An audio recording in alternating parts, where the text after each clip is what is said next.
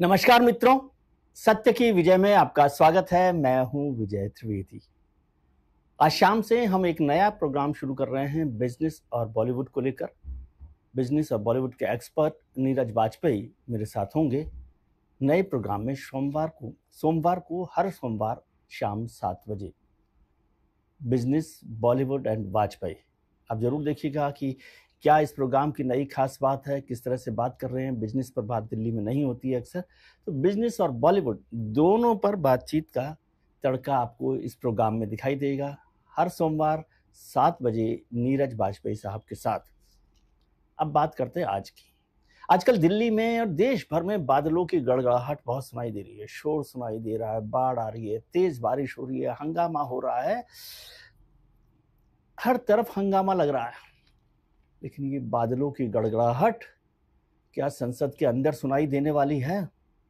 क्या राजनीति में कोई तूफान आने वाला है? क्या कुछ बड़ा होने वाला है? फिर मॉनसून सेशन है, फिर अगस्त का महीना है, फिर एक बड़ी मुलाकात हुई है होम मिनिस्टर साहब की राष्ट्रपति जी के साथ। कल की मुलाकात को याद कीजिए। कल पहले प्रधानमंत्री जी ने मुलाकात की, प्रधानमंत्री नरेंद्र मोदी ने राष्ट्रपति द्रौपदी मुर्मू से मुलाकात की।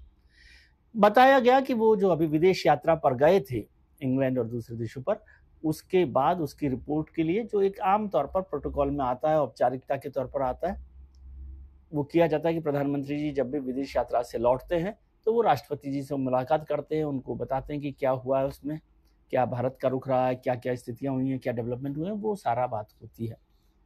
फिर ये भी बात हुई बताई कि ट्रंप साहब ने जो टैरिफ की जो डील है, टैरिफ को लेकर जो धमकी है, उस पर भारत सरकार का रुख क्या है, संसद में क्या चल रहा है, इस ऑपरेशन सिंदूर को लेकर क्या चल रहा है। तो यहाँ तक तो बात ठीक थी। वैसे यहाँ तक भी बात ठीक नहीं थी। 1 महीने में 2 बार प्रधानमंत्री जी की राष्ट्रपति जी से मुलाकात हुई है, जो आमतौर पर नहीं होती। 1 महीने में 2 बार, और फिर एक ही दिन में 2 बार, एक बार प्रधानमंत्री जी मिलते हैं राष्ट्रपति जी से, और दूसरी बार अमित शाह जी जो होम मिनिस्टर हैं, गृह मंत्री हैं, वो मुलाकात करते हैं। एक बात और याद रखिए कि आमतौर पर संसद का सत्र 15 अगस्त यानी आज़ादी की सालगिरह से पहले खत्म हो जाता है, 12-13 अगस्त को, ताकि जो सांसद हैं वो अपने अपने क्षेत्रों में जा सकें, मंत्री अपने अपने क्षेत्रों में जा सकें। लेकिन इस बार इसको थोड़ा सा बढ़ाने की बात की गई। याद है आपको 2019 का अगस्त? उस अगस्त में सुबह 11 बजे अचानक होम मिनिस्टर साहब खड़े होते हैं, अमित शाह साहब, और अनाउंस करते हैं एक बड़ा फैसला, हिंदुस्तान का, आज़ाद हिंदुस्तान के इतिहास का, पॉलिटिकल हिस्ट्री का एक बहुत बड़ा फैसला, आर्टिकल 370 को एब्रोगेट करने का। और उसके बाद जम्मू कश्मीर को जो राज्य है उसको 2 हिस्सों में बांट दिया जाता है और यूनियन टेरिटरी में बदल दिया जाता है। एक बहुत बड़ा फैसला जिसको लेकर 50 साल 60 साल से बहस चल रही थी। भारतीय जनता पार्टी तो लगातार मांग कर रही थी। और उस दौरान और क्या हुआ था, जब वो रख दिया और जब उस पर वोटिंग होने का नंबर आया तो विपक्षी दलों ने अपने दोस्तों को देखा कि भाई अपने सांसद कहाँ हैं ताकि इसको विरोध किया जाए। तो पता चला 40-45 विपक्षी सांसद हैं ही नहीं हाउस में। क्या हुआ? ये तो सच है कि सरकार ने नहीं बताया था कि क्या वो करने वाले हैं, लेकिन 40-50 सांसद गायब हैं, हाउस में नहीं दिखाई दे रहे। तो क्या हुआ? तो पता चला कि सरकार ने 40-45 सांसदों को विदेश यात्रा पर पहले ही भेज रखा है, टूर पर, और वो विदेश यात्रा का आनंद ले रहे हैं। तो जाहिर वो आराम से पास हो गया, उस पर वोटिंग हो गई, सब कुछ काम हो गया और देश का नक्शा बदल गया एक तरह से, और आज़ाद हिंदुस्तान के इतिहास की बड़ी घटना हो गई। तो क्या ऐसा बहुत कुछ बड़ा होने वाला है? संसद का मॉनसून सत्र में कुछ बादल गरजने वाले हैं, कुछ ज्यादा झमाझम राजनीतिक बारिश होने वाली है। प्रधानमंत्री की राष्ट्रपति जी से मुलाकात तो समझ में आती है प्रोटोकॉल को लेकर, लेकिन होम मिनिस्टर साहब की मुलाकात हो राष्ट्रपति से तो वो सामान्य घटना नहीं है। सच कह रहा हूं कि प्रधानमंत्री के अलावा यदि होम मिनिस्टर भी एक ही दिन में मुलाकात करते हैं राष्ट्रपति जी से तो सामान्य घटना नहीं है। तो ये असामान्य घटना क्या होने वाली है, इसको लेकर भी बहुत सारी बातें चल रही हैं। क्या होगा? नहीं, उपराष्ट्रपति के चुनाव को लेकर न तो राष्ट्रपति प्रधानमंत्री जी को न गृह मंत्री जी को मुलाकात करने की ज़रूरत है राष्ट्रपति जी से, क्योंकि राष्ट्रपति जी का उसमें कोई इन्वॉल्वमेंट नहीं होता है। उसके लिए भी हाँ, एक बड़ी बैठक हो गई 2 अगस्त को नागपुर में आरएसएस हाई कमान की, जिसमें राष्ट्रीय स्वयंसेवक संघ के सरसंघचालक, सरकार्यवाह, सह सरकार्यवाह सभी, सुनील अंबेडकर साहब जो प्रचार प्रमुख हैं, भैया जी जोशी, वो सब लोगों ने मुलाकात की। उसमें ज़रूर चर्चा हुई है उपराष्ट्रपति को लेकर, उपराष्ट्रपति पद का कौन उम्मीदवार बनाया जा सकता है। भारतीय जनता पार्टी के राष्ट्रीय अध्यक्ष को लेकर हुआ है, मंत्रिमंडल में विचार जो बदलाव होने वाला है उसको लेकर हुआ है। तो इन दोनों मुलाकातों का क्या मतलब है? क्या 2019 की अगस्त का मॉनसून सेशन जैसा कुछ सरकार करने वाली है? अभी तो वैसे पूरा का पूरा होम मिनिस्ट्री जो है, मंत्रालय जो है वो बदल चला गया है अपना, वहाँ से नॉर्थ ब्लॉक से सेंट्रल विस्टा के नए ऑफिस में। जो वित्त मंत्रालय है वो भी मोटे तौर पे आधे से ज़्यादा खाली हो गया, वो वहाँ चला गया है। डिफेंस मिनिस्ट्री और एक्सटर्नल अफेयर मिनिस्ट्री वो भी वहाँ से सेंट्रल विस्टा के नए ऑफिस में चली गई है। तो क्या नए ऑफिस में अमित शाह जी कुछ नया करतब दिखाने वाले हैं? क्या हो सकता है? क्या बदलाव किया जा सकता है? क्या बड़ा करने वाले हैं? यहाँ ये ध्यान रखने की बात है कि अभी अभी राज्यसभा में भारतीय जनता पार्टी को पहली बार 100 के आंकड़े को पार किया है। 101 102 सांसद उसके राज्यसभा में हो गए। राज्यसभा में भी मोटे तौर पे उसके पास बहुमत हो गया है। लोकसभा में तो बहुमत है ही, सहयोगी दलों के साथ, नायडू साहब के साथ, नीतीश कुमार जी के साथ। तो अब बहुमत को लेकर संकट नहीं है। तो क्या ऐसा कुछ करने वाली है ये सरकार जिसके लिए बहुमत की जरूरत होती और वो बहुमत का काम हो गया? अभी 3 नॉमिनेटेड मेंबर्स ने जो बने थे उन्होंने भी बीजेपी की सदस्यता ज्वाइन कर ली है, तो नंबर बढ़ गया है। पहली बार ऐसा हुआ है। कांग्रेस का बहुत लंबे समय पहले कभी ये होता था कि वो 100 के आंकड़े को पार कर चुकी होती थी। तो एनडीए का बहुमत राज्यसभा में भी हो गया और लोकसभा में भी हो गया।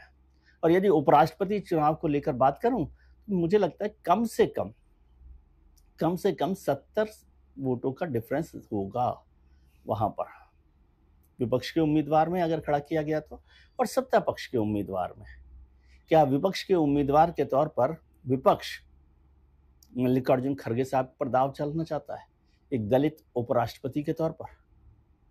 7 अगस्त की रात को विपक्ष के नेता राहुल गांधी जी ने अपने यहाँ भोज किया है, विपक्षी सांसदों को डिनर पर बुलाया है। तो उसमें क्या होने वाला है? क्या उपराष्ट्रपति के चुनाव पर फैसला हो जाएगा कि कांग्रेस का कैंडिडेट उपराष्ट्रपति का होगा?